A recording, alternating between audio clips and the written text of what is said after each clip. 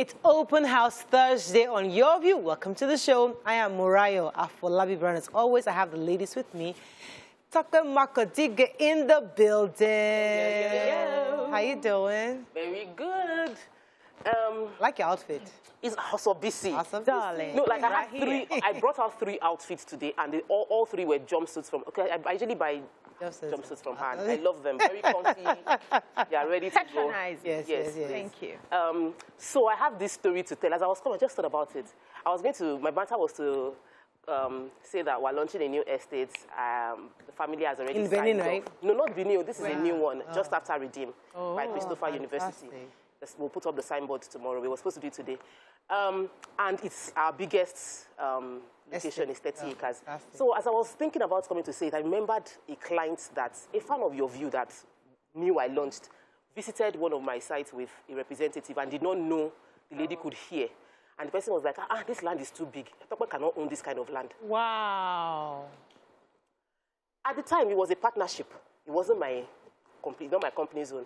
But I said, there's nothing to be angry about. It did not lie, it's not my own, but that I cannot own is a different thing. Yeah. We are going to go there, we're going to pass it. And we have gone there, and we have passed it. So there's no need to be big, don't be complaining. We will reach, we will pass. And so I always appreciate sometimes my staff will be like, this person is disturbing, only 50,000 I want to invest. I say, Auntie, the person that invests 50K today might invest 50 million tomorrow. Don't look down on anybody. Let's treat everybody well. But I'm really grateful to God. Fantastic, well done. Yeah. How you doing, Mario? The lips match the excitement. Even the sneakers, everything. You're on YK tripping today with the hair, everything. How you doing, Mario? I'm fine, thank you. I just want to remind everyone, April 22nd, 2023 is my book reading. It's at the American Corner. I'm doing it in conjunction with the United States Government Exchange Alumni Association. Hey! Just come. Wait first, let me say my thoughts. So for our viewers that are watching, I'm asking like the first 20 kids that show interest can come and join me for the book reading. You get signed copies of my book there. Let's have an interesting time and conversation on conservation. So I'm looking forward to seeing you on the 22nd of April at the American Corner. Can I Send a DM to our Books with ML page. Thank you. Yes. On Instagram. On Instagram. I'm doing well. I have this neighbor, right, that has I think it's a new joint. I don't know if it's a new neighbor, a house, maybe 2 houses away from mine. About midnight, they turn on their gen. It's so loud and it gives me a headache. Oh. So I'm wondering, how do we do this? Because Tell him not to use his gen. Yes. There's no light. In their own house. Well, it's hot, man. I mean, the It's rain hot, but came then big. we cannot sleep and have a serious... Why do I have to be the one to get earplugs? This is Nigeria. Convenient. I'm doing great. So there was no light in my house yesterday. Oh. My gen just packed up. I think the water ran out and it was overheating. We didn't know.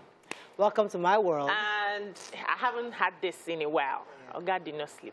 Sorry. I'm sorry I put you in darkness. I said it's not your fault now. This is Nigeria. I said, I'm sorry I put you in darkness. I'm sorry I put you in darkness. Imagine that. I'm sorry I put you in darkness. I'm like, Take hello, it. calm down. I give This you. is Nigeria. I understand. It's not your Imagine. fault. no. I'm just grateful. No, we just but love however, it. I bought this dry fish. Yes, we saw. Yeah, the girl trusted me enough to just send the carton, 54 pieces of my goodness. catfish from Abuja, well done, neat and everything.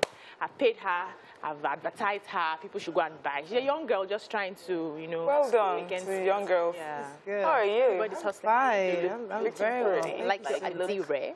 Yeah, Ada did this. Ada, Yeah. Vichy. Vichy, House of Vichy. Yeah. Sorry, House of Vichy. Yeah, she got me covered. Yeah. Okay, we go on a quick break. No, How are you doing? It's unfair. I've been marketing you that you're a consultant, media consultant for all these our politics, and you are not giving me. I must collect 10% when the money shows up. Which money is, because I mean, I don't know, man. I don't know how to do this. Be my consultant, Simple. We have... Just want to do the work.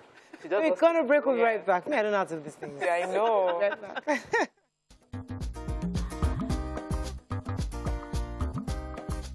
Stay tuned. YourView will be right back. Okay, we're going to start with the nation. Bandits, Boko Haram packed behind renewed insecurity. Cracks over zoning, consensus deepen in PDP. Statistician General Harry dies at 57. 12 military impersonators held. Police pension fraud, ex-director to refund 22.9 billion naira. INEC voids 1.1 million voter registration. Lekki toll link bridge, tolling resumes tomorrow. Wow. Okay. Yes, so the Supreme Court has affirmed the 6-year jail term handed to the former Assistant Director in Federal Civil Service, John Yusufu Yakubu. He was convicted for his complicity in conversion of about 24 billion from the police pension fund. Now, the Court of Appeal in Abuja had, in a judgment in May 2018, reversed the earlier decision. So the earlier decision that the court had given was that he was just supposed to pay about 250,000 naira fine for this fraud that happened. But they have now deferred, they have now upheld the judgment, which gives him to spend about 6 years jail term and refunding the total money that was, stolen, so to speak. And they are saying that this is a way to deter other people, other criminals who are thinking of, just squandering police pension funds, squandering civil service funds, and just feeling that they can pay some fine and get away with it. This will serve as a deterrent. So he's going to refund this amount of money and serve his jail term.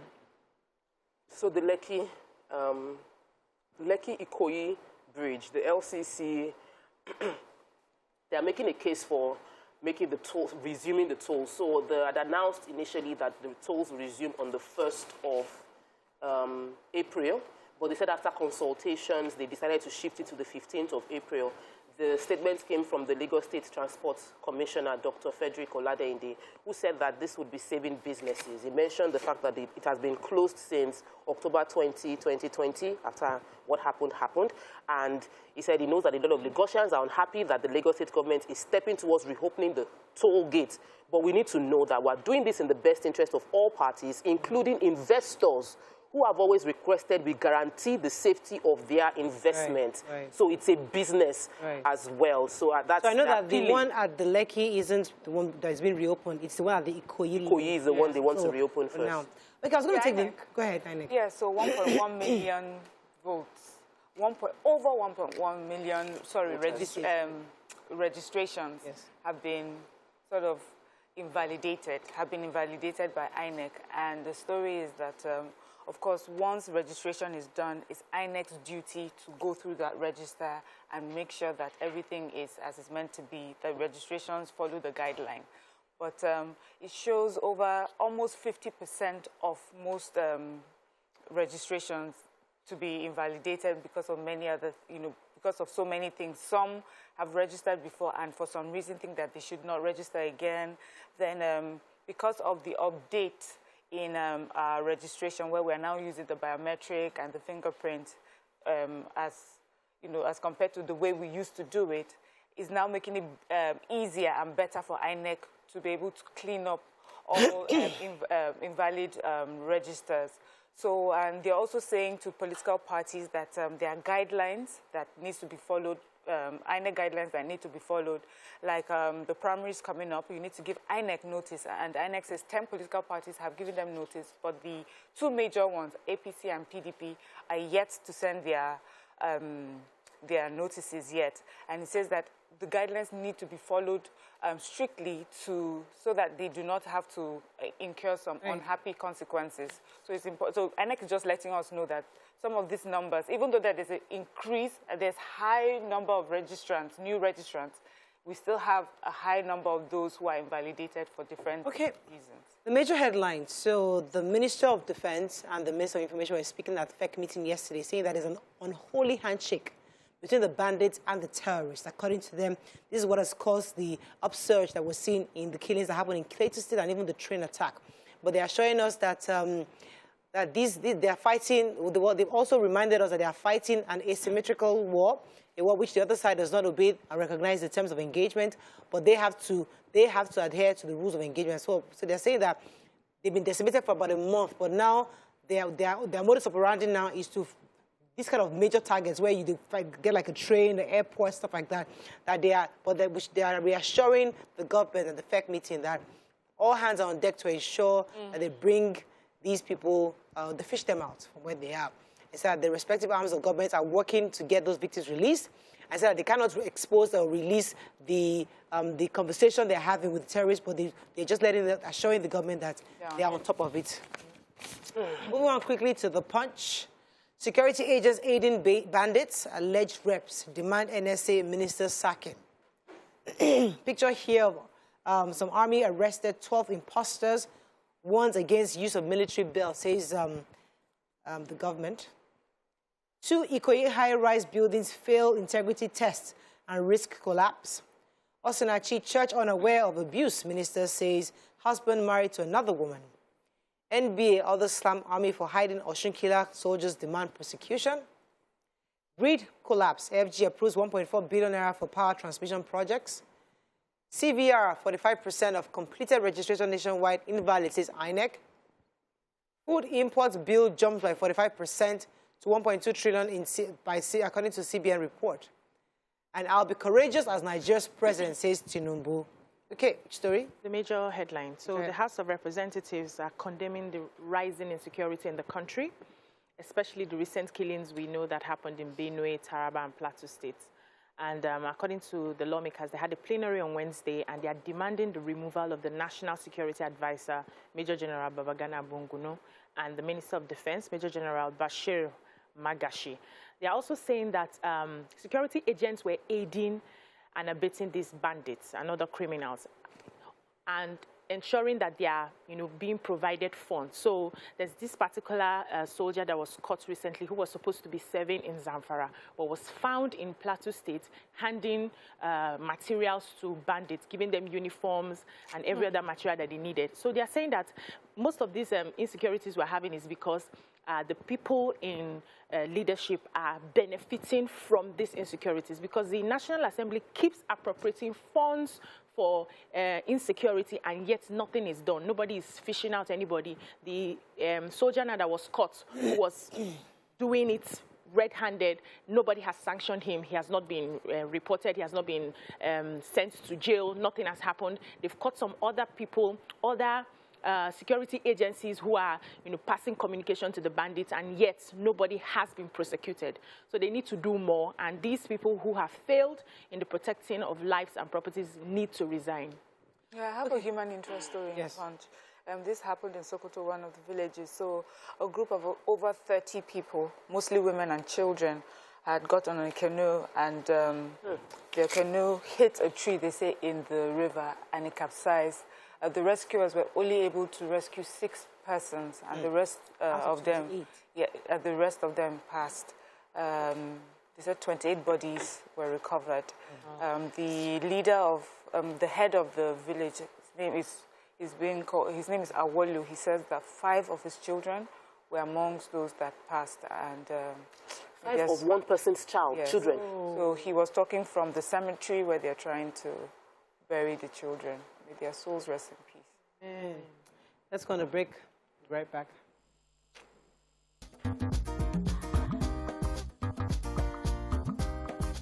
Stay tuned. Your View will be right back.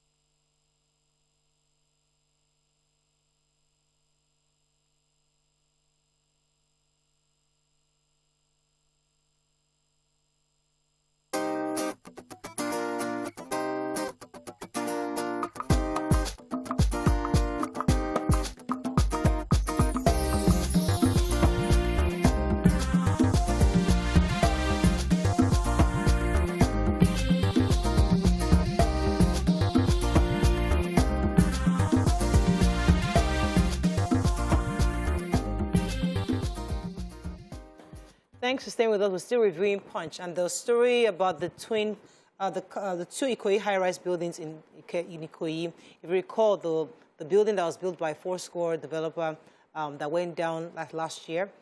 So integrity tests were carried out on the remaining 2 buildings, which are 15 floors each.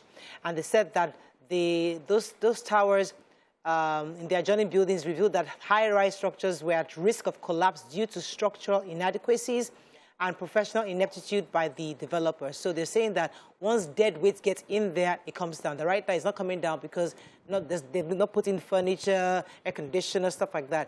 And once those things go in, there's a likelihood it's going to come down because obviously it wasn't properly built. So that's part of the integrity reports that's come out from those other adjacent buildings from the one that collapsed. The Supreme Court affirmed the 6-year jail term against the Federal Director of Pensions, Mr. John Yakubu Yusuf. Oh, seriously? Yes, she did. Okay. All right, moving on. Let me take. Let's move on. The Daily Sun. Gunmen kill 4 men, other in Anambra and Ebonyi. 2023, Ayim Bala Mohammed seek PDP National Working Committee support. Reps demand Defense Minister NSA sack. You have failed politicians seeking publicity. Presidency hits Northern elders. 2023, I am not in the race to negotiate for VP, says Wike. Supreme Court affirms 6 years jail term for ex-federal pension director John Yusuf. And U.S. rates Buhari's government low on corruption, says there's widespread fraud. Okay, so the United States has rated our government, our country, as really low when it comes to corruption. At first, when I read it, I thought it was, oh, it's so that I thought they meant we're so good, so our corruption level is low. Until I read it, I was like, oh, okay. They're saying that we haven't done very well in our fight against corruption, especially this administration. And they said the problem really is that this particular administration is not very good with enforcement and prosecution, and and then we also have a weak judiciary.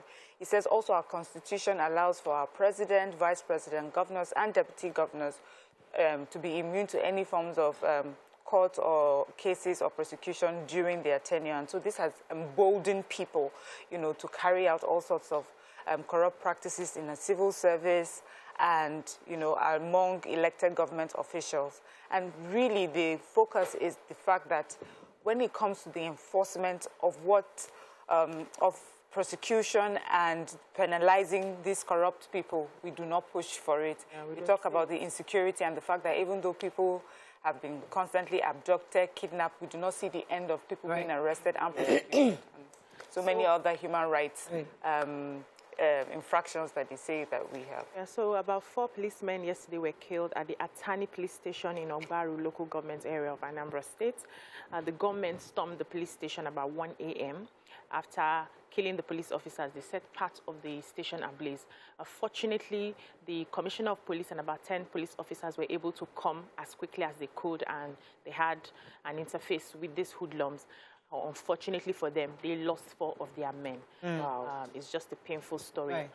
Okay, Governor Wike is not letting go. He's saying he's got to be president, because he was saying yesterday... He's not running to become VP. Saying that I'm not running to become VP. In fact, I'm the only one that can tell APC to go to hell. Yes. He said it very clearly. What's amazing was, he said that some of his colleagues are even collecting Senate forms at the backyard. That he is not collecting Senate forms. That he's here. He's the only one that can become president of this country. Sometimes you think that you need a Wike because Wike is very... He says it as it is. He drops it as it is. So he's telling them more that I am here. I'm the only one that can run for this, that can take this ticket from PDP, that all this is saying consensus zoning, that listen, they should zone, they will eventually be zoned south, and he's going to be the one to... But that's the general spirit of this particular election general election coming forward. Everybody is like bold, like, see, I'm running, I'm not, I've been waiting for you to come so that, to end your tenure so that I can run for office. But let's highlight some of the challenges that we're expecting them to fix. The report has it that food importation to Nigeria has jumped by 45% from the CBN report. 45%. We're now spending, before we used to spend about, we're spending 1.8 billion naira importing food into Nigeria. Now we're spending $2.7 billion in importing food into Nigeria. That is 1.2 trillion naira in 12 months. The CBN governor says it's sustainable. We need to, even though the CBN governor said several times that we can produce enough in Nigeria, our manufacturing needs to refine it to the extent where Nigerians can consume what we're eating. Of course, we must realize that everybody that is vying for presidency should realize we have insufficiency in food, insufficiency in power. So you know the problems you are going to fix. It's not just about saying, I'm going to become president. It's that you are going to become a solution to the several problems that are... The problem is multifaceted. So don't come and say, you don't know what's bad. It's not a walk in the park. Start hearing now. It's not a walk in the park. There's insecurity, there's food issue, there's electricity, there's infrastructure, there's agriculture. To solve problems. Economic problems. They're not coming to sit down. Moving on to Vanguard. So all this speaking English, I want to run, I want to run. Anybody better know what they're talking about. Vanguard. Outrage as Sultan Khan MBF reps lament killings. Insecurity, 31 killed in Southeast in 72 hours. Fear of abduction causing drop in school enrollment, says Amnesty International. 2023, Nigeria needs courageous, experienced leader like me, says Tinubu. Strike, NLC gives FG 21 days to resolve issues with varsity unions. Igbo presidency, our position is without apologies, Afenifere tells NEF. Osinachi Nwachukwu denies responsibility for wife's death. Okay. So Pastor Peter Nwachukwu, the husband of the late gospel artist Osinachi, has told police investigators that he is not responsible for the death of his wife, saying that she's been ill and it's something that they have been managing. They've gone to about 3 to 4 different hospitals trying to manage the issues. He didn't mention the illness. He mentioned the names of the hospitals, and so they had to release him to go home to get evidence to show that he actually moved from one hospital to the other. And according to the report, they said so far they have not seen any form of evidence. The mother, on the other hand, narrated the ordeals of Osinachi, saying that she's been suffering in that marriage, and there was even a time that they took her away from the husband for about 15 months, and then she found her way back there. They had taken her out about 2 times, and she still found her way back there, narrating how he dealt with the family members, did not allow them to come close to her. This man might go scot-free. I hope we know. I hope Nigerians are ready for that's this. Nigeria. Because the truth is that the what led to her death might be different from what actually happened. What we are saying, she's experienced a lot of beating all the years. So and then accumulated. How do you prove that is that accumulation that led to the sickness? How do you prove that in court? I don't know. So as much as we like to be all emotional, but the reality is when you put the facts forward, this man might just walk. Hey. Okay, another story in Vanguard. Yeah, the presidency is saying, don't destroy Nigeria in your desperation for power. He was speaking to the Northern Elders Forum because apparently they called for his resignation. The statement was released by Garba Shehu, the senior special assistant to the president on media and publication, and it was now recounting all the good things that the president has done, beefing up the security apparatus, what they've done. It is important citizens know the government is doing to deal with the situation. So he listed all the things that they have done. New operational structure being reinforced, land-based assets increase, troops and intelligence is equally being reinforced, air defense system is being done, listing a lot of things that has been done and saying that the president resigning now isn't going to solve the problem, that this insecurity challenges we are facing, as usual, is something that has been happening for a long time and is a accumulation of many years of neglect. So that's from Garba Shehu speaking on behalf of the president. At the Northern Elders shouldn't call for Amnesty International. Go ahead. Is saying that there's been a drop in school enrollment because of fear in abduction. Yes. And you know, they say 8 years after the abduction of 276 Chibok schoolgirls by Boko Haram, many of these regions that were affected have seen a drop in children enrolling and attending schools and a rise in child marriage and pregnancies of school-age schoolgirls. That is so sad. You know, and he also said that since the Chibok abduction, there hasn't been anything, there has been even more abductions and kidnappings done so, you know, brazenly, and it doesn't seem as if the government has a grip on what is happening. They also gave a few statistics. They say that 1,500 students, children, still in captivity since the Chibok 2014 kidnap. 120 schoolgirls are still in captivity. 109 out of the 207 from the burning Birnin Yeri Government College are still in captivity. 1 out of the 221 from Bethel Baptist School in captivity. 5 of the 19 Greenfield University brutally murdered. 1 of the 333 in Kankara murdered. And 5 of the 276 from Tapchi killed. So it just shows us that, you know, we have children in captivity. And they're human beings. Our final paper very quickly, Nigerian Tribune. Let's see the story not taking. Fire-Me may join presidential race after fasting season. Nigeria needs me even as I need Nigeria, says Tinubu. FEC approves 1.4 billion naira for power sector. Don't destroy Nigeria in your desperation for power, presidency replies Northern elders.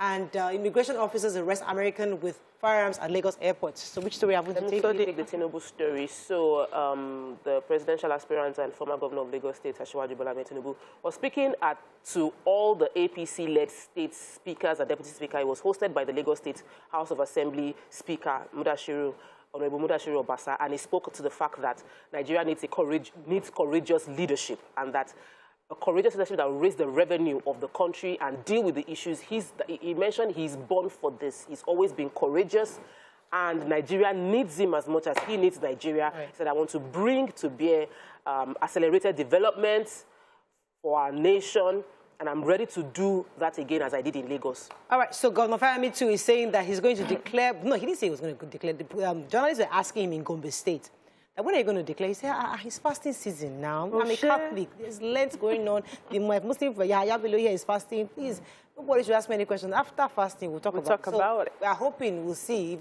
we join the declarations that we've been seeing across board. Let's go on a quick break. That's all we can take on Front Page Review. When we come back, bringing our special guest this morning. Stay with us. We'll be right back.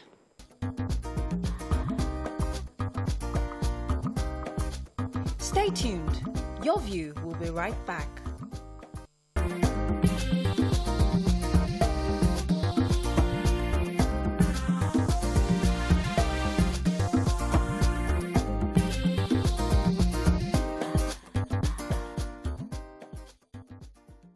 Thanks for staying with us. So joining us on the show is a veteran Nollywood actress, Kate Hencher, in the building. We talk about the most talked about stage play in Nigeria today. Yes. Adapt the Country. Congratulations. Thank you so much. So tell us about this musical. I mean, we love musicals, but when we have a stage full of women, the power. You've already said it. It speaks to the power, the might, the resilience of the Nigerian woman. In particular, Ada, who is the lead character, she suffers a terrible loss of her child in a fire that she barely survives. And that leads her into a bout of depression. So she goes into a shell, she's almost going crazy. But then with the help of other women through different generations who have experienced harrowing experiences as well, they lead her on a path of healing, you know, and wholesomeness, and, you know, just to look forward to seeing a new beginning. It's, I mean, we said it before we went on air, the music, the dancing, I mean, it's a musical, but then also the performances from the cast. And then, of course, we have the writer who is an award-winning writer, poet, Isilope Shonuga, directed by Kemi Lala Akindojo. She also produces, but brought to you by Doyan Sekou. Powerful women. Yeah, I mean, we have Patience Ozokwo, Joke Silva, Chi-Girl, Imo Ebo, we have Tosi Adeyemi, we have Biki Graham Douglas, we have Oluchi, small but mighty, but her voice will bring down the ceiling. We have my humble self. As in, I've seen a few, you know, you just showed a few clips on your Instagram, and I've seen it, and I'm like, as in I can feel goosebumps, vibration of that energy, and I'm actually really looking forward to this. But when is it coming out? Oh, it starts tomorrow, actually. It's all of the Easter weekend, so Friday, Saturday, Sunday, Monday, 2 shows per day, 3 p.m. and 7 p.m. We're at the Muson Shell Hall. What has started Awesome. tomorrow? Yeah. So from here, I'm going straight to dressing. No time. What inspired the all-female cast for this? You know, there's no better time than to speak about the issues of women. I mean, we've just come off breaking the bias. We've gone into the National Assembly, and their funny bills. So I'm still waiting to hear from them. And then we have deaths of the lady on the lag bus and the Osinachi lady. So we need to keep on raising the voices of women, especially in Nigeria, which to my mind is a very patriarchal nation. Women are seen as second-class citizens. So we need to keep speaking. We need to keep raising our voices. We need to keep championing causes that give women an equal footing in life. We are, after all, human beings, just like the men. So we deserve to be treated simply as human beings, not as a weaker vessel, something to be trashed about, thrown away, not to be considered, you know, but we are human beings. We bleed, we cry, we have blood. We birth. We birth. Everybody came from us. There is a line in there. I hope you'll come up with what I think I can say it. It said, we raise men we raise boys who become men who then turn around and forget that it was inside a woman they first knew God. That line is a line that I have those pimples. It's so strong because nobody can come into the world except through a woman. We are the incubator of choices, of life, of purpose, of anything that is greatness. So, are you Ada? Yes. Oh, you are the Ada. Oh, very apt. I wish I didn't say that. Very apt. Why? Is it not you? The energy, I felt it. And you sang. Yes. She sings now. I don't. In the shower. But I have a good voice. We've seen your voice. Yes, We've heard your voice. See, the question I was going to ask is, how has this inspired you? But hearing you talk about the lines, I can almost tell how it has inspired you. I know everyone's lines. You know, I'm so passionate about women and girls. So even after starring in different plays that has to do with women, anything that has to do with women, and I've done this before. This is my second run with Ada the Country. We did it in 2020 before the almighty COVID hit us all. Thank God we had our performance. But this is with a new cast. Some of our cast in the first installment have moved on to other things. So we have 3 new people. We have Bikia, we have Imoebo, and we have Tosi, who have amazing energy. I wouldn't want anyone, man, woman, or child, to miss this. We're in this season of women talking. I mean, recently what happened with Osinachi's death, domestic violence, and I know you're a very passionate person. People listen to you. How do we begin to help women in this situation? Because when people, and I'd like to hear your opinion on this, women who are happy, they're happily married, they have a good man. But the problem is the things, life happens. The man loses a job, he gets into depression, and then he starts to hit you. So you don't want to leave because you know he's actually a good man. When things were good, he was a good man. But then you keep taking the beating because you feel like he will change one day. And somehow you're there 20 years, he's still hitting you. So women in that kind of situation, how do we begin to help them find peace in living and separating from themselves? I mean, so it's such a hard conversation to have. I mean, if he's a good man, He won't hit you. he will be a good man. Yeah. Good for better or worse. I mean, we have this line that says for better, for worse. For better, for worse is, the worst is not to live when things are nice, like when there's illness, cancer, or whatever. But if there is violence, how can you even say you are joined with one person? You are one, 2 become one, and then you now you're hitting yourself. But then as a man, you're not going to hit yourself. You're taking out your anger and your frustration. This is the time that both male and female come together and try to find a way. You're beating the woman, will it make things solve better? the problem. Doesn't. Your anger needs to be checked. You know, Nigerians, we don't value counseling. We don't like talking to people because it makes us look weak. And then it's like, oh, maybe, why are you telling someone? But they're professionals whose job it is for them to listen to you, for you to let out all your frustration, and you know, just have a session of your mind being taken care of. But we keep a lot inside. So when it comes out in fists, it comes out in belts, it comes out with irons and all of that, which is not right. So I know that the patriarchy we talk about is mostly enforced by women. Oh, yeah. women are the gatekeepers. I must say. So how do we help women to understand that we are sisters and support each other genuinely, not paper support? The First Lady of Ekiti State, someone I truly admire, she has the saying that let us use our rappers to cover ourselves. She said, let's use our rapper as, not even shame, to support. Rapper is covering, rapper is support, rapper is advice, you know. So we need to continue speaking to ourselves. You see a woman who is happy, you wouldn't want another woman to suffer to suffer something less than what you are experiencing yourself. We'll look at female genital mutilation. It's women. It's women, yeah. We talk about even shaming of the victim. It's women. You know, any practice that dumps down has the support of the woman. And therefore, the men just follow suit. Your woman folk is the one. So if we as women do not respect ourselves, the men are not going to respect us either. We have to wrap up on this. But please, I want to just throw in one of the things I've listened to many actors in stage talk about is the need for sponsorship. The fact that you put in so much into this craft and we're not able to get revenue to sustain that craft. And it is a major employer of labor. It is. So what would be an ideal sponsorship system for you right now? What brands? Just a few seconds. Brands, I mean, they should just pour all their money here because, because this speaks to a whole lot of things. It speaks to achievement, it speaks to risk, it speaks to sisterhood, loving yourself, humanity. So this is something that they should support. It's a cast of almost 100 people. So instead of don't use lip service to say we're supporting women. Exactly. This is where you break the bias, brands. Now, as we wrap up, for everybody who comes to watch, what do you hope they live with? What is that thing? That's that message you feel they must live with? They must live with the message of hope and healing. That is possible, that when you do have life, you can move on from whatever it is that has come to put you down. As long as there is life, I believe there is hope. What's the hashtag? Hashtag is, we are all Adas. Okay. Oh, I love that. So as we wrap up, give us the day, the time, just for the... Friday, which is tomorrow. Saturday, Sunday, and Monday. 3 p.m., 7 p.m.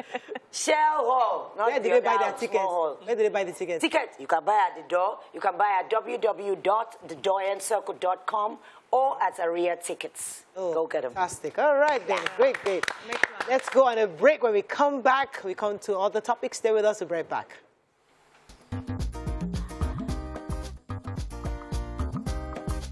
Stay tuned. Your View will be right back.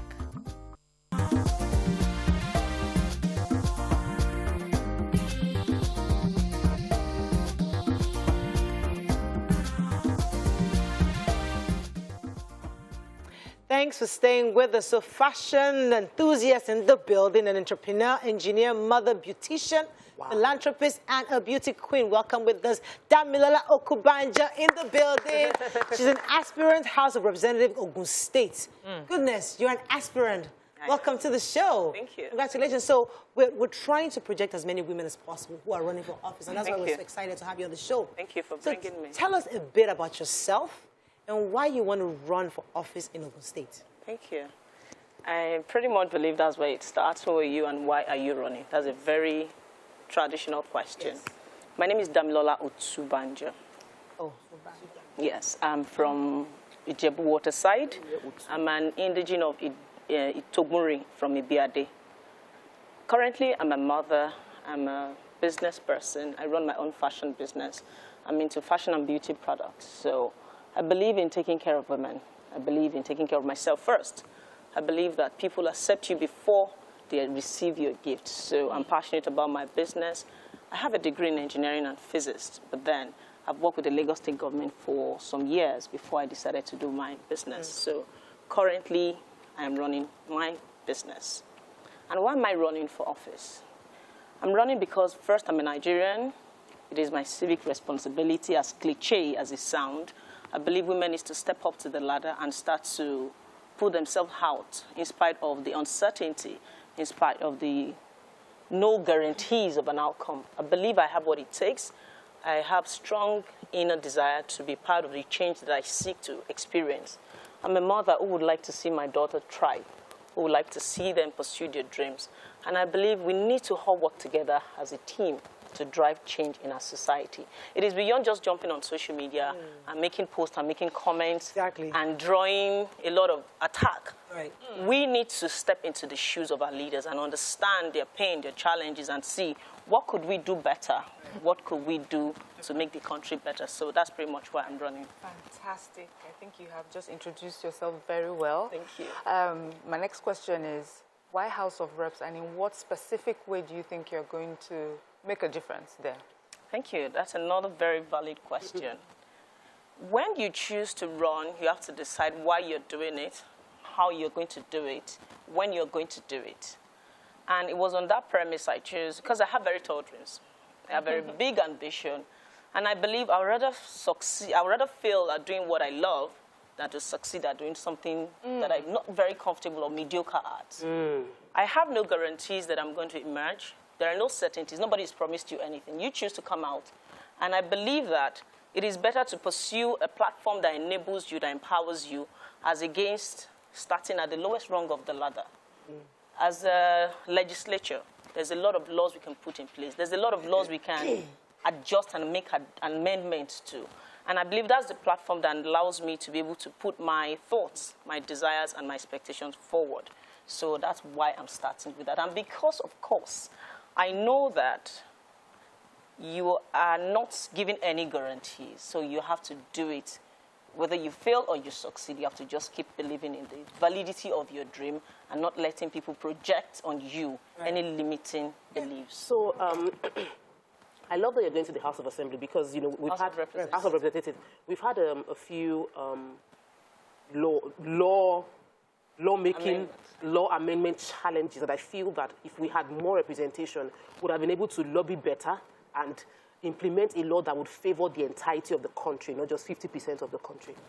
So this is a good move. But I've spoken to another aspirant who is hoping to become a candidate and who was told to step down.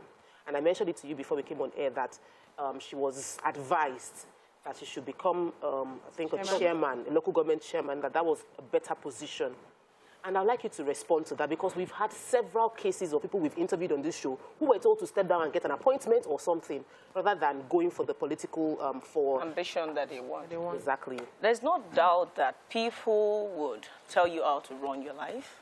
There's no doubt that people will project on you a lot of advices based on what they think is good for you. By the way, we need to understand something. The world is a mirror. People only see you as they are, not as you are. So when people tell you what to do, it's because that's the limitation that is self-imposed that they're projecting on you. You should take it in good faith and take the advice with an understanding of the fact that it is my mission, it is my dream.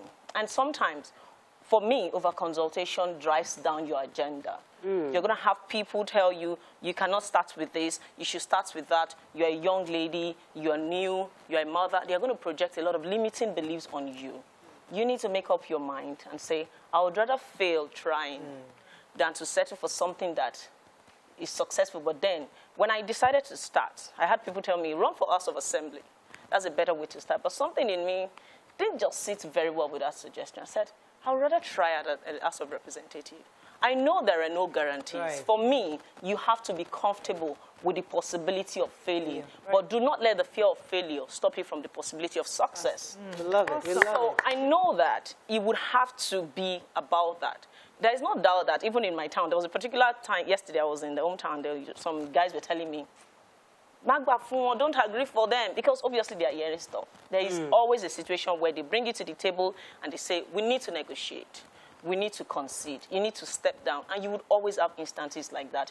One thing that is critical for me is to let God guide my journey, guide my thought, guide my decision. Great. And it is on that I anchor my faith. Awesome.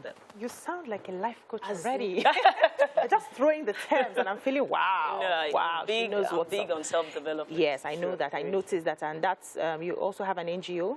Yes, I have running an for NGO. about 14 years where you help young girls with developments, personal development. So what are you bringing to the table in terms of that?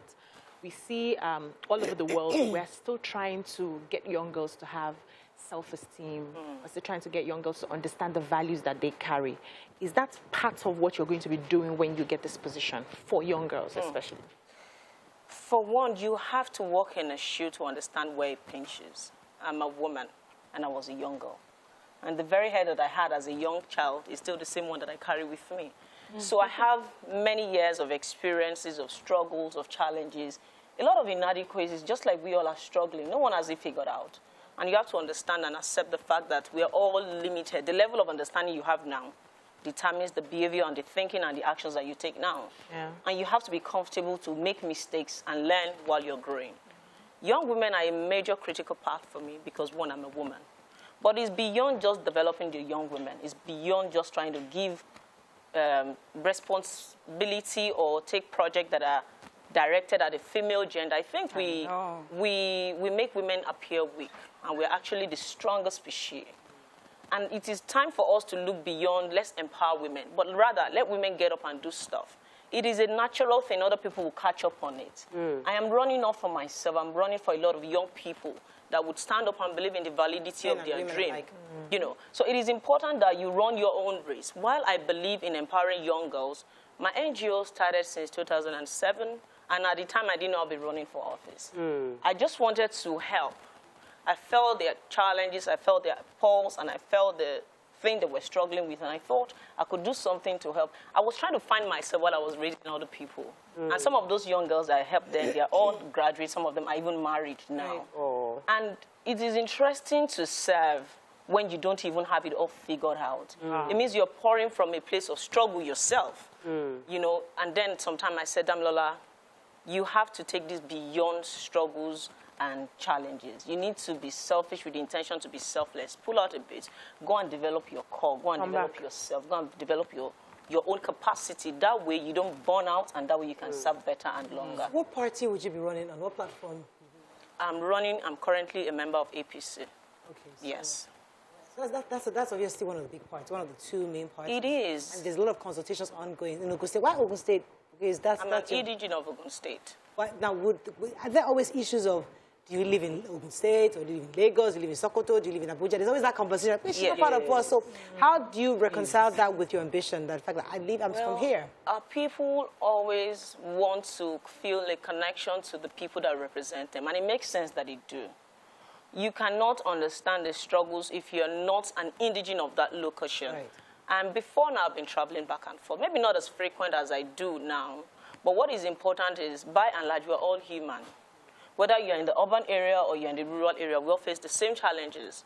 And I believe by stepping into the community and relating with the people is very critical to understand the challenges and the struggle that they are facing with. I didn't want to bring any project and say, this is my idea. I want to be able to go into the community and relate with them and understand and build a project and an agenda around what they think is important for them. At the same time, not serving self-interest. So there's the question of politics is expensive. It is. And there's the need to have who is backing you? What's the bankrolling you? That question would come up. You know, many people aspire for governance, for leadership, but they feel they don't have enough money. It's a limiting belief they've encouraged. So they might be inspired by your own journey. What has been that how has your financing these trips been? Because I know every time you go out, you must drop something. That's the way politics run in Nigeria. How has that been? What are the challenges, and how would you like it to be better encouraging for other people to play in this game? That's one valid and very important question. And it is important that we understand that you're going to have to start. You can only see so far. You have to take a step of faith. You have to step out of your comfort zone. You have to believe that if what I'm doing is right, if what I'm doing is true, help is available. All that I need, I have. What I don't have is what I want. A lot of the time, we want to start with guarantees. At the time I started my campaign, I didn't have a lot of money. And I didn't have a godfather. I dare say that. I didn't have a sponsor. At the time when I got started and I saw how expensive it is, I said, Damilola, you are either very naive or you're big on faith.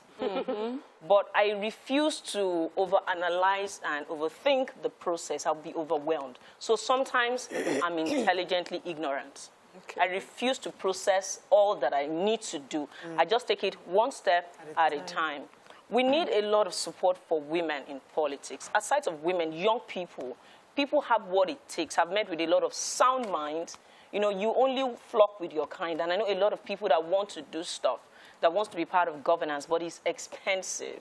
I started with fund out of my pocket with my businesses. Even now that I'm running my business, without a lie, I have diverted some of my business funds to it. With the mind that I do not want my business to drive under. It is enough that I've sacrificed myself, my time, my life, risking myself, traveling back and forth. But then I believe that it would be worth it. Fantastic. We're going to quick break. When we come back, we continue this conversation. Stay with us. We'll be right back.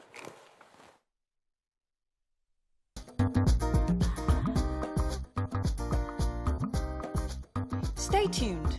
Your View will be right back.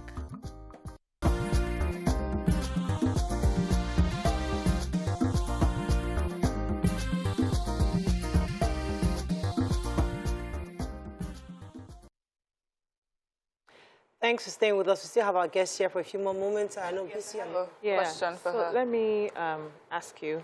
There's a lot of awareness going on, and people now are open to wanting leaders who would understand the pains of the people, who will feel it where it pinches, and not just people who would sit down from a very different environment and be making laws that they have not tested.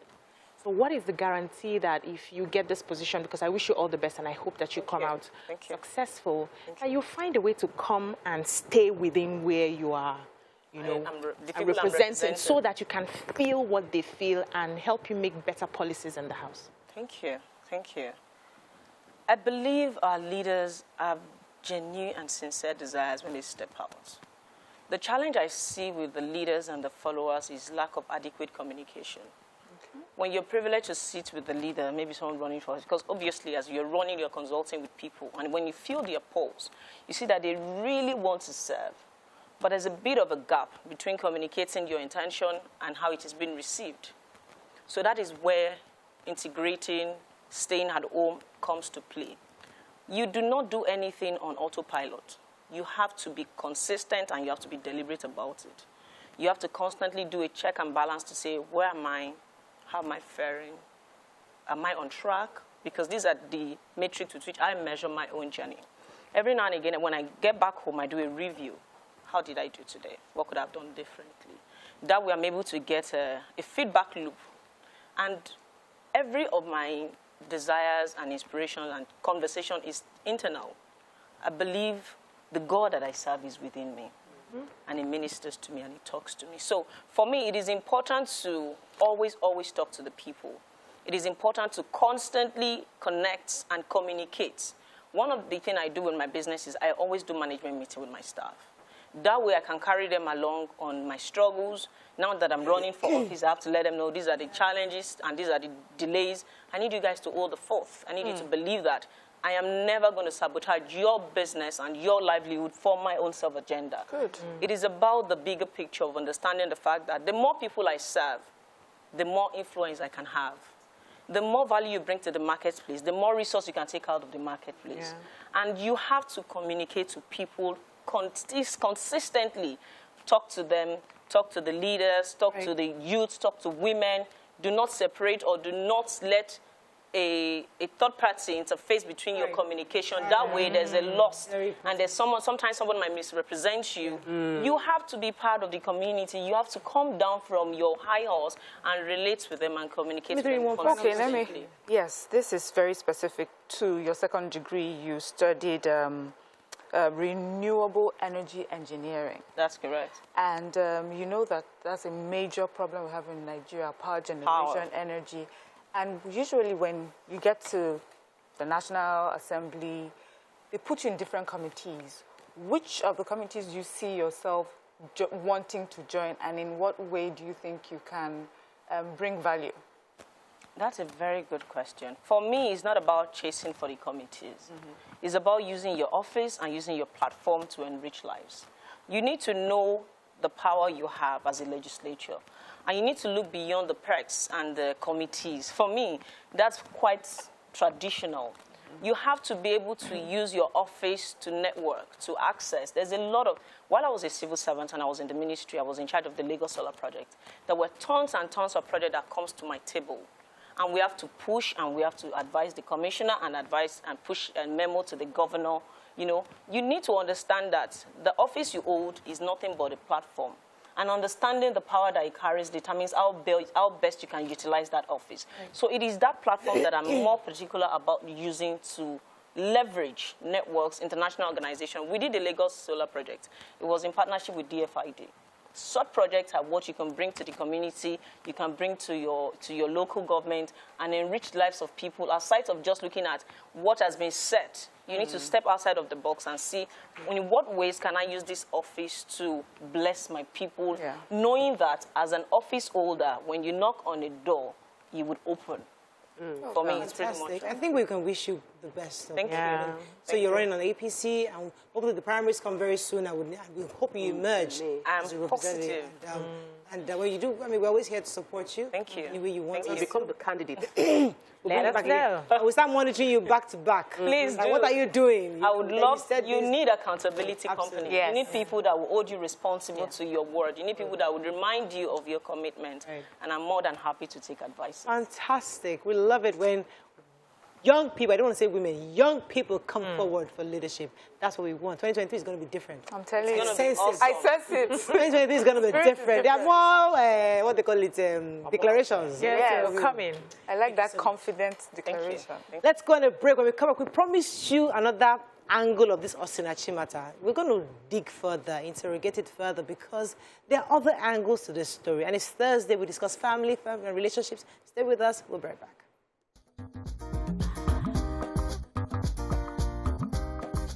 Stay tuned. Your View will be right back.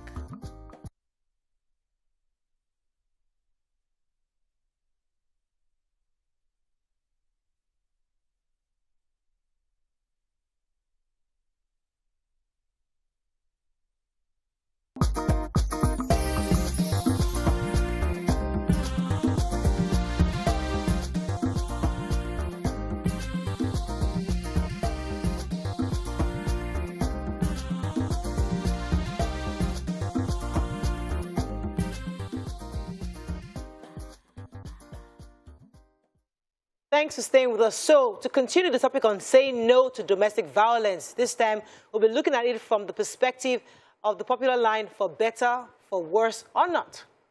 And where do we draw the line? So we'll be having two guests today on the show. First is a gospel artist who is willing to share her story, Dear Call. Good morning. Welcome to the show. She's an award-winning gospel artist. Are you there?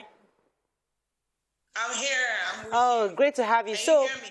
So I saw your comments on Instagram yesterday, and I reached out to you that would you be willing to share your story? And you said you were. And when this Osinachi thing happened, everybody, obviously, more brave women were coming out to share their own experiences because they realized that what they did to survive that ordeal could help others in future. And so I'm happy that you chose to come forward. Could you, in a nutshell, tell us what happened in your own situation, how the church, what role the church played, and how you were able to come out? Okay, thank you so much for the opportunity. Thank you for what you do and all you do, and thank you for being a voice in these times. God bless you so much. Okay, so my story was very similar, actually, because I went into the marriage as a church member and a church worker, in fact, an ordained minister in church, okay? And of course, nothing prepared me for what I met. I found out that, okay, he wanted to control everything. He wanted to control which meeting I go. He wanted to have a full control onto the kind of songs that I sing. Okay, so there was one of those trips that we made to the UK, and I said, I feel like the Holy Spirit wants me to sing this song. And it was like, if you don't sing this other song, then you're going to see hell. And that's just one of the many, instances. I don't even know where to start. Right. But I could really relate with that. Right. Because at that time, I followed the Holy Spirit, that I feel I was led to sing that song, and I was in trouble for weeks because I did that, and I didn't do what he wanted me to do. Let me throw a few more Many questions in for you. times, Yeah. in all honesty, and pastors at the time, they did a lot. And I really want to give kudos to them because they had sleepless nights, several counseling sessions with us and all that. But there's just this thing about once someone is an adult and is formed in his ways, this is a dysfunction that cannot be controlled. Fixed. You understand? They did everything, I believe, within their power. But when you have a grown man who does not answer to anyone, who doesn't fear anyone, who does what he wills and what he likes, and he feels that nobody can call him to question on it, that's what happens. Okay, so we finish counseling, we finish, our pastor steps in. Most of the time, I just call him because he was my spiritual father, and I'm like, this is what your son has done again, blah, blah, blah. They will invite us to their house over dinner, they did a lot, but it just didn't work. Okay, so let me ask you, Dieko. Dieko, at what point did you get to that breaking point and you decided, what led you to that breaking point where you decided this was enough? I'm not going to take this anymore. Right.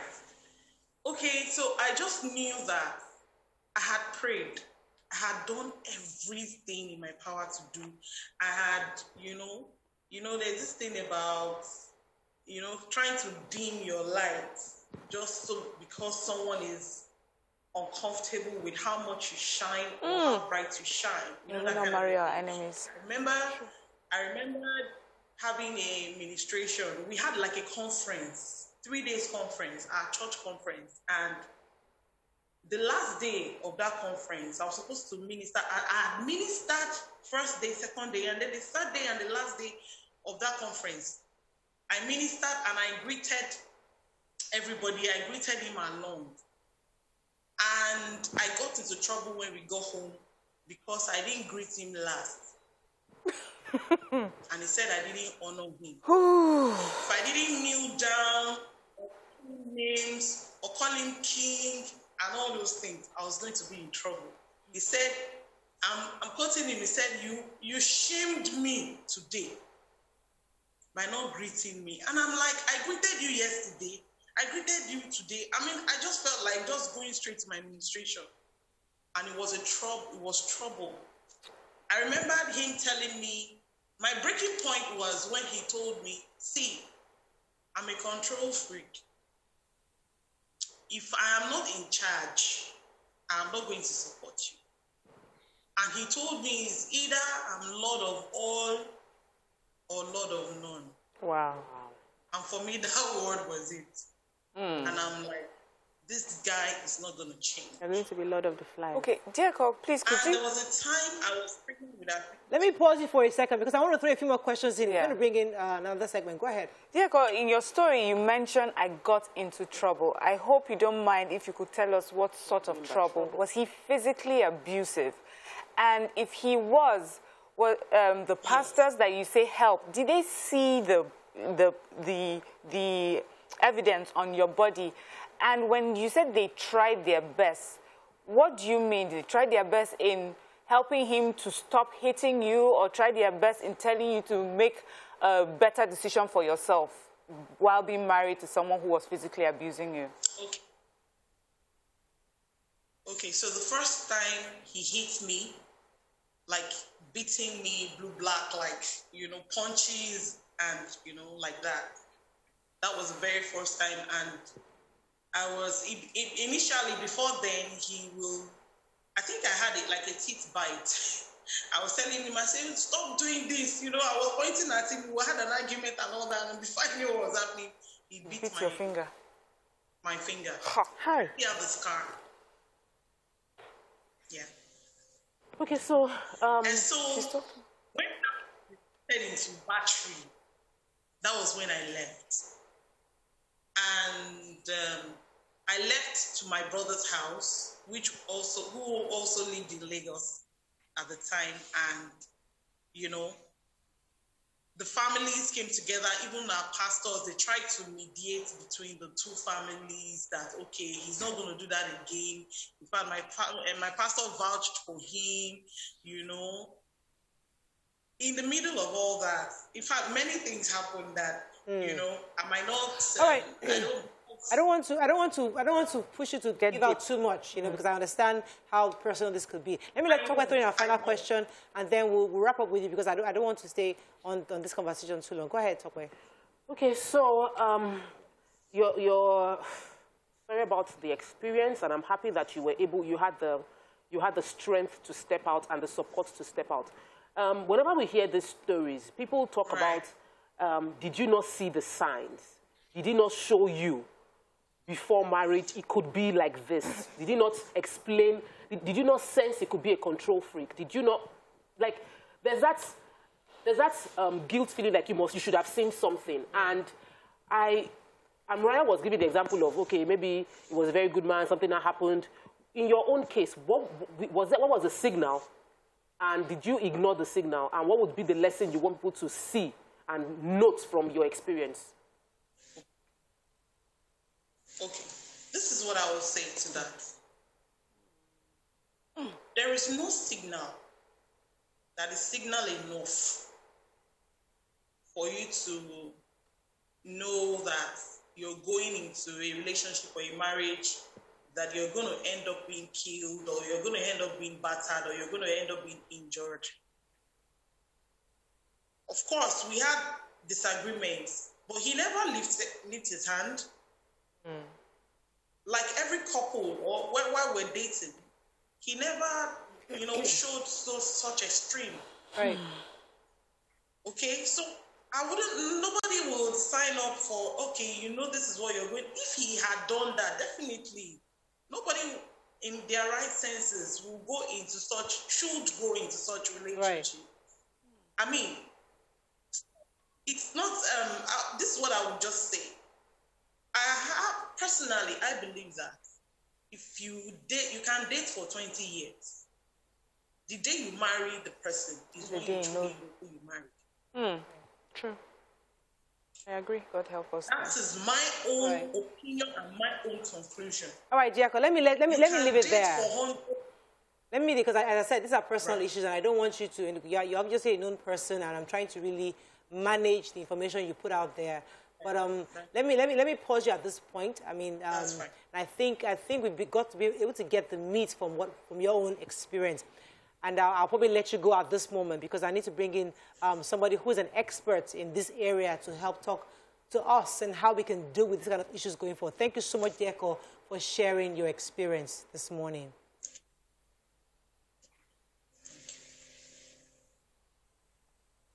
Okay. All right, so I'm going to go on a quick break. When we come back, we bring in Praise Forward. Stay with us, we'll be right back.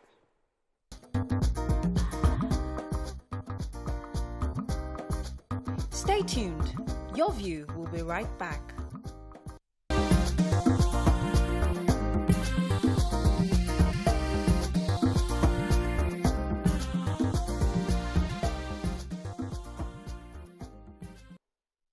Thanks for staying with us. So we have with us Praise Forward. Many of us already know him. He's a seasoned life coach and speaker, an author, sex educator, and child abuse activist. He's one of the friends of the houses. Welcome to the show, Praise. Are you there? I'm here. I've missed you all. How are you today? Good to see you. So, Praise, we need your help. I mean, so we just got off the phone with Diako, and I didn't want to keep her for too long because these are things that she's still healing from. I didn't want it to be something we just, you know, put everything on the table. But that's her story. But then there's the Osinachi story. And there are more stories of women coming out to say, I have been through this experience. And Praise, how do we help women survive and get over, have been able to remove themselves from these situations they find themselves in, especially those in the house of God? Because these are stories within the church, within the religious bodies, where they tell you divorce is not an option. It's not an option. You know, God hates. I think I was looking for. God hates divorce. You know, and they said for better, for worse. So help us, Praise. How do we help women within this scope? Okay, thank you very much. I must applaud what you guys have been doing. I've been trying to follow what you're doing, and as usual, I mean, thumbs up to the ladies on the show. The first thing about domestic violence is that people need to understand the dynamics. It's a web. And if you don't understand that web, you will be scratching the surface and be treating symptoms. Now, in the flow chart of domestic violence, you have the victim, you have the perpetrator, you have the production factory of the victim and the perpetrator, you have the society, and in the society, you have the reinforcing society, the educating society, and the prosecuting society. Then you have the skilled intervening system, which Nigeria is not really strong at. Now, if you come to the victim and the perpetrator, both of them are from the production factory, which is the family. Yeah. The question we should be asking is, how did a family produce two individuals, where one is a killer, the other one is going to get killed? And the one to get killed successfully stays within an environment of harm and doesn't see the need to run. Now, these are the foundational issues we need to begin to look at, because if we don't pay attention to how we raise people, so see the way we raise girls. You raise the girls, you put her in the kitchen, and you say to her, I don't want you to disgrace me in your husband's house. Then, during wedding ceremony, what do we say? You know, don't allow third party into your marriage. We say that. Then the father will likely say, once you leave my house, you are not coming back. Oh, you know, we don't. And we have funny adages to back this up, especially from the Yoruba-speaking part of the country. Then you get into the church. The church is part of the society. Now, the church is, for lack of a better word, the educating society in Nigeria. That's where a lot of people feed from. Never forget, this girl from the family, or this guy, already has low self-esteem, right? And so she's looking for something to feel her esteem. Then God comes in, or religion. Then, within the religious space, the esteem is not dealt with. Then she's given a title. When she gives the title is what feeds his or her esteem. Then she knows, within the structure, within the system, that the system does not encourage divorce. So you hear things like, God cannot use... I mean, I went to Port Harcourt many years ago, and somebody was teaching it that, you know, you cannot... God hates... I mean, once you are divorced, God cannot use you again. You can't be a minister. And I said, no. If God can still collect your tithe and offering, then He should be able to use you. Then I cited example, you know, of people... I mean, Joyce Meyer is in a second marriage. Yes. Nobody talks about that. And we invite her. Kenneth Copeland has been married 3 times. Sister Gloria is the 3rd wife. Nobody talks about that. You feed from these people. So it looks to me like it is cultural. So when people have an idea that if I come out about domestic violence, or if I separate, which is actually the basic thing to do, if I separate, I may not be put on the altar again. I may not be able to teach again. So it's a system that tries to punish the innocent for the offense of the guilty one. So people's esteem is not intact, and we don't raise wholesome people. When you don't raise wholesome men and women, they will feed off something else for their self-esteem, and any attempt to take that thing away from them that serves as a, you know, an identity, they will resist it. That's why you find situations where people will rather die, you know, than, you know, lose a title within a religious system. And I think those are the deeper issues. Right. Okay, so these issues, what you broke down is deep, but we need to make it easy for people to understand how to solve their immediate problems, because someone finds herself now in a marriage with a spouse who comes from a defunct factory that has produced a beating, and she has been a punching bag for so many years, and she's wondering, how does she step out of this identity? How does she unlock herself from the place where she's seen beating as normal? What does she need to do? How, in practical sense, does she need to write down does she need to reaffirm herself? What will she do? How can she plan her finances? What would you advise such a person who cannot get you one-on-one as a coach to go through that situation with her? Okay, that's where supporting system comes in. You know, and I think we have not done well. I mean, I hear also in Achi's case, in a civilized society, all those are friends that knew about a domestic violence will be talking to police right now. Yeah. You know, that they kept it within themselves because they are complicit, you know, but we're not ready for that conversation. I think the first thing people need to understand is that the covenant of life is superior to covenant of marriage. True. So the moment someone begins to get into your mental health space or begins to beat you, you want to leave. And that's why I'm a stickler for don't get married if you don't have the means of feeding your mouth and an extra mouth. Whether you're a girl or you're a guy, boy. Don't get into it. I mean, that is basic for me. I can't even compromise it. Because people stay in harm's way because they keep thinking, so how will I rent a house? And you know, Lagos is such that, I mean, we're very funny. We will not rent a house to a single girl or a single mother. And so those are the issues. So we now need to begin to form a society that can support people who are in crisis. I mean, thumbs up to the Lagos state government. I don't know of any state in Nigeria, but I worked on the domestic violence response team for so many years. I still work with them even from here. And I know if you call them Titi, thumbs up to that lady. She's done extremely well. No nonsense lady. They are going to invite your spouse. They are going to arrest him if he's not willing to come in. And they will find out what is wrong. If they need to separate you, they will separate you. They will walk through with you on how to get separation. Right. Then you have family system. Your family should be able to take care of you if you can't even take care of yourself. Right. You know, but it looks like everybody distances themselves from the person who is, you know, the victim. And that's why quality friendship now matters. If you are a human being, you don't have 3, 4, 5 support systems who love you enough to take you in when you're about to get killed, then he also poses a question mark on your relational skill. True. All right. These are the things. Let me throw a few more questions. Praise, we have very little time. We're going to have to throw questions to you. I agree with you 100%, especially with the analogy of the production, family, and all of that. I've seen that firsthand, and I know that it boils down to the self-esteem of the person who is being abused, who confidently stays in that abuse and feels is normal. I had a friend in the university who told me she can never marry a man who doesn't beat her because she will not believe the man loves her.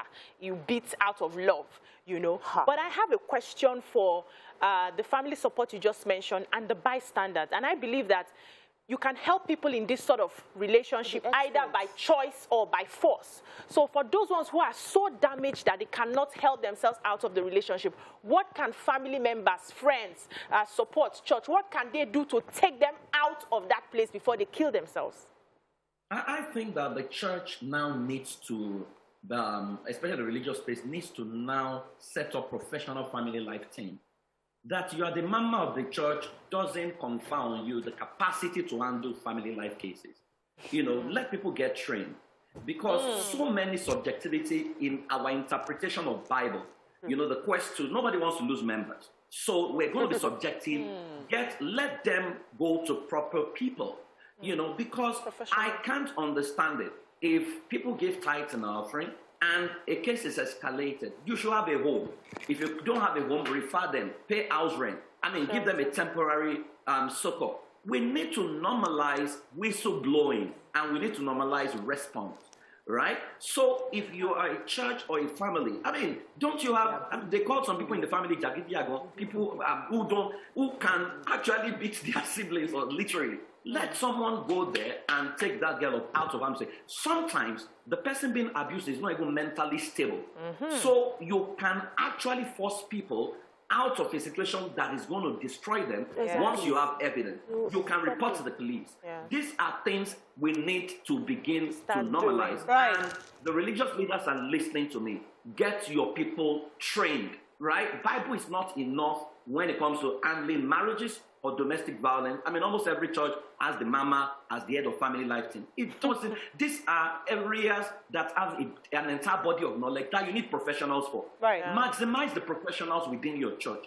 I mean, it doesn't remove from you. Let people know things. Take charge. Let me go ahead. Yes, just because we're talking about specifically the church and how it can truly support. What do you think about churches and building shelters or creating some form of shelters for women going through abuse like this? Do you think the church will find it convenient, as per the principle that they have on divorce, to be the body that would provide that sort of support for someone who has decided to leave a marriage because of domestic violence? The divorce is not separation. We need to separate this thing. And let's also be balanced to know that there are men being beaten. I know cases where a man went to report in Lagos that my wife is beating me. Police began to laugh. To say, you call yourself a man. Your wife is beating. So a lot of men are not actually even speaking up. Now, I think we need to understand that the church is registered as a not-for-profit. So the church collects what is called commonwealth. If the church cannot build, can the church build more facilities for NGOs who are providing shelter? I mean, we should be able to deploy our funding in the direction of what helps humanity. So yes, it's part of the church's responsibility to save people. The funding should go in the direction of the people. So if one of your people is in harm's way, then it's your responsibility to ensure that they are safe. Churches should actually have shelter. I mean, you have YWCA, YMCA buildings way back. I think we even have some in Lagos, which is like low-cost hostels where people can stay temporarily. So it's something we should, especially the Pentecostal system. I think that's one area we have failed. And I think that's one area we need to go back to. Praise. We need to take a cue from the Orthodox churches because those were the things they built. Praise, let me ask this question earlier when we had Kate, and I want to ask it to you because you're the professional. And I'm asking it because many people have been accusing women who choose to stay like they're dumb, like stupid, or like they're not smart enough to know to leave because it's the obvious thing to do. But when you speak to some of these women, they'll tell you the reason why they stay is not because they're stupid. It's because this man that is violent, they saw him when he was so loving. This is a man that's provided for the family. He was wealthy, he had money, he took the kids were well taken care of. He did his role as a father. Unfortunately, he lost his job. He went into depression, he couldn't get a new job. Things got harder. She maybe began to blossom. And obviously, sometimes any little thing she does, he now lashed at her. And then one of the lashes became a slap. And from there, from slap, he came to punches. And so if you hear these women, they'll tell you, he's a good man. He really loves me. I mean, we started off together. This is not who he really is. Something happened. You know, can you help him? He's going to change. Because that's, that's the excuse they give. And that's the reality, not because they don't want to walk away, but because they feel that this man is better than what I'm seeing. So in that situation, how do you counsel a woman who doesn't want to leave or keeps going back to this man who she loves that hits her? Okay. There's a protocol to separation and reconciliation. The protocol when you separate is not for you to bring a pastor or bring your family members to say it's going to change. No. The first thing is when you separate, the person who is the perpetrator needs to go through counseling. Lagos State government actually does, they used to send a lot of people to my office, and until the person has gone through an entire system, because genuinely, there are people who can have problems. And I must say we have helped quite a number of people who did not eventually beat their spouses since then. So, like you rightly said, there are situations and conditions that can lead to such things. What you need to do once you separate, the person needs to go through counseling or therapy. And the person working with him needs to certify that this person is now mentally stable. There has to be an undertaking signed to say you will not do this again. And then before they even come together, they now have to go through premarital or postmarital counseling again, where you set up systems and structures, and they have to come consistently every month for checkup till we are sure that this guy is no longer a danger to himself before reconciliation happens. People jump these steps and they quickly go back out of emotions, or they hire someone whose authority they believe. And please, I always say this all the time. Your religious leader is not all-knowing. You first have to think as a human being and ask yourself, what would I do in this case? Forget religion as a human being, right? It's so critical. So when the steps from separation to coming back together is skipped, that's when you have situations where fatalities... Okay, let me pause you for a second. I have a call from London. John, are you there? Thanks for calling. Hello, John. Hello. Yes. You're live. Good morning. Morning. Yeah, I'm speaking to your view. I can hardly hear you. Want to speak louder? Yeah, I'm speaking to your view, right? Yes, you are. Caller. Welcome to the show. Yeah. I want to contribute about this domestic violence and one of the that you guys have rightly discussed. Most times, I actually feel that these church, how can I say that church people or the Christians themselves, they actually do have issues. Can you hear me? All right. Hello, John. Are you still there? Oh, I think we lost him. Right. So, sorry.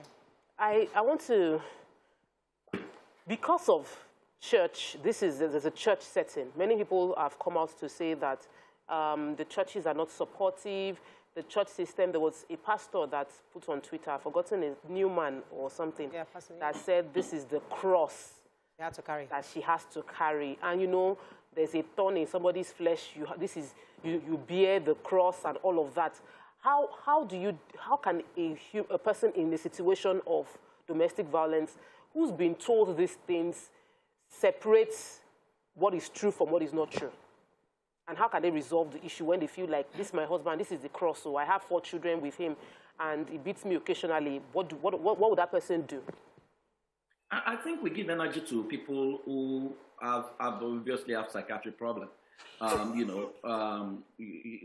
Newman, for example, you have never heard of him before. I think he just used that case to trend and just wrote nonsense. You don't know his church, you don't. So I don't want to give energy to that kind of a person. However, it's also an established fact. I mean, I had a fallout with a major person who said to me outrightly that under no condition must people divorce. And I asked, what if someone is going to get, he said the person needs to begin to pray.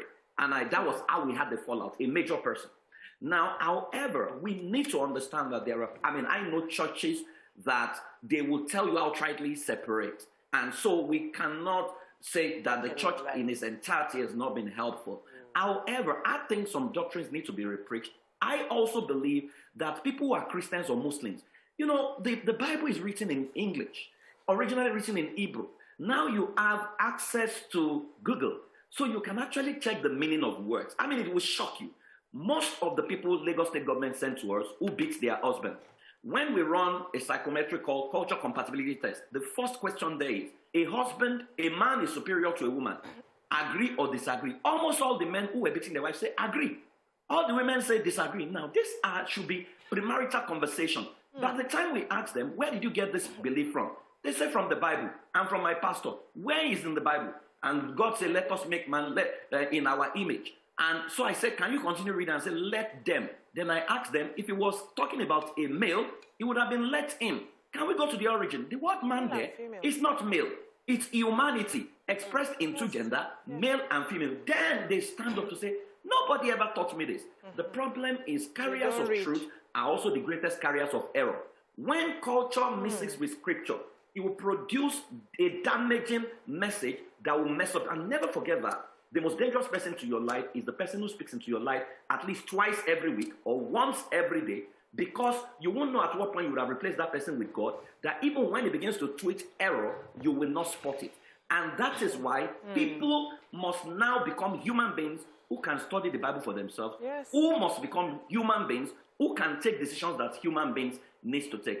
That is why I think a lot of pastors don't say get out, because at the end, even in professional counseling, we never tell you what to do. We guide you. You still have to take that decision by yourself. All right, Praise. The excuse that I beat her because she told me certain things. She used this word. She provoked me. She insulted me. And that's the reason, because she's always running her mouth. How do we begin to handle that? Because most of the abusers that I've seen, that I know, the excuse is that the woman has always used her mouth to bring him down. And so in retaliation, because I can't speak as loudly or as much as she does, I have to use my hands. How do we handle Let me this? just add a little to that. So they would say verbal abuse, she gives verbal abuse, or he gives verbal abuse and gets physical abuse in return. You operate in a we don't live in the jungle. If your wife is verbally abusive, please report. You can also separate, right? Because you see, all this, I've met, and I'll tell you some of the crude things I did when I started practicing 20 years ago. I used to handle cases of domestic violence, and there was a particular woman whose husband was beating her, and the man would say it's because, she talks anyhow. And I said to him, you are beating her because you are wicked, not because of anything she's saying. He said, no. So what did I do? I went to register this woman in a taekwondo class. She became so serious with it, she became a black belter.